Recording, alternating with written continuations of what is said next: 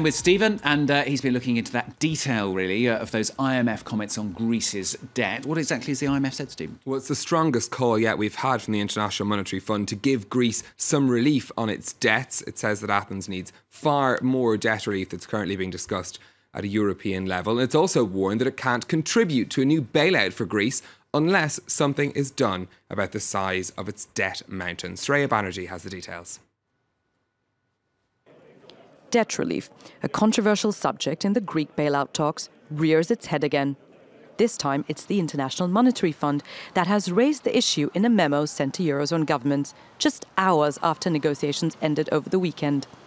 The IMF, headed by Christine Lagarde, has signalled that Greece's debt burden would have to be eased significantly before it can get behind a deal.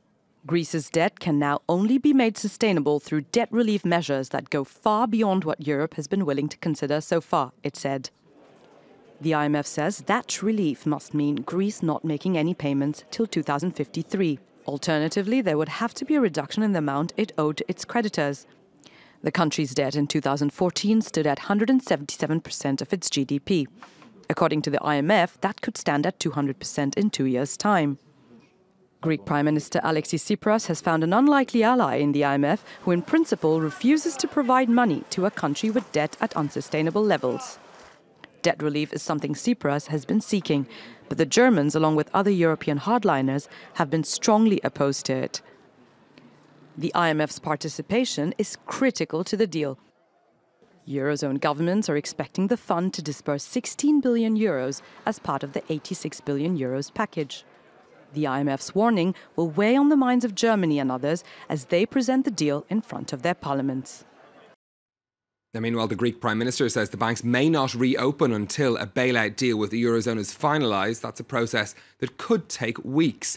They've already been shut for more than 2 weeks. Capital controls were put in place to stop a run on the banks.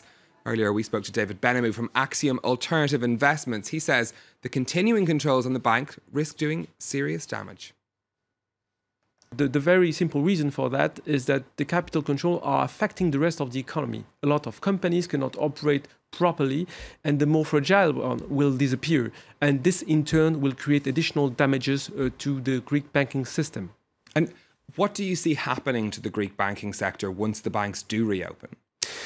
What is clear is that we are probably will be facing a deep restructuring of the Greek banking system. The reason for that is that if Greece wants to put the country back on track, it has necessarily to reshape and to refound the banking system, to recapitalize it, to put it back on track and ready to lend again to the economy.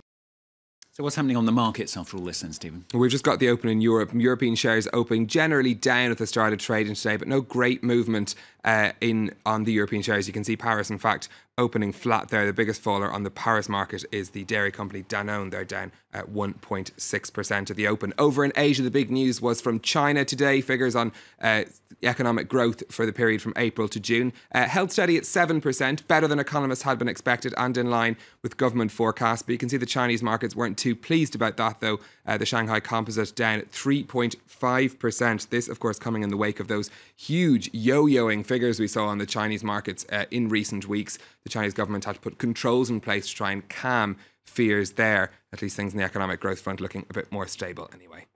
We'll move on now with some of the day's other business headlines. And the European Commission has approved the takeover of Aer Lingus by the owner of British Airways. The green light was given after IAG, which also owns Iberia, agreed to give up some landing slots at Gatwick Airport in London.